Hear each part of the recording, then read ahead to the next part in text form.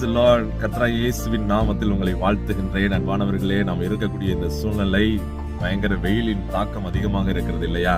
ஆனால் நம்ம அப்பாவுடைய வழிநடத்துதல்ல போய் கொண்டிருக்கிறோம். அப்பா இந்த நாள்ல ஒரு காரியத்தை சொல்றாரு. அவர் காலங்களையும் பருவங்களையும் மாற்றக்கூடிய தகப்பன். ஆமென், அல்லேலூயா.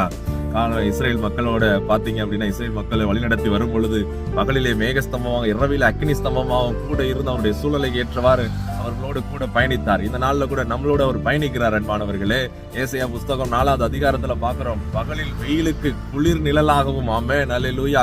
பகல் அவர் எப்படி இருக்கிறார்? பகல் இருக்கக்கூடிய வெயிலுக்கு எவ்வளவு பெரிய வெயிலா இருந்தாலும் அதற்கு நம் தேவன் எப்படி இருக்கிறார்? குளிர் நிழலாக இருக்கிறார். அப்ப இந்த நாள் அன்பானவர்களே, அவர் குளிர் நிழலை நமக்கு தரக்கூடியவராக இருக்கிறார், நம்மை பாதுகாக்கக்கூடியவராக இருக்கிறார், நம்மை பாதுகாக்கிறவர், உறங்காமல் இருக்கிறார். அப்ப இந்த நாள் அவருடைய வழிநடத்துதலை நாம் உணர வேண்டும். அன்று இஸ்ரேல் மக்கள் அவருடைய வழிநடத்துதலை உணர்ந்தது நிமித்தமாய் அப்படிப்பட்ட அனுபவத்துக்குள்ள இந்த சூழ்நிலைகளை பார்த்து மாறியது. அதே போல இந்த நாளிலும் அவருடைய வழிநடத்துதலோடு நாம் நடப்போம்.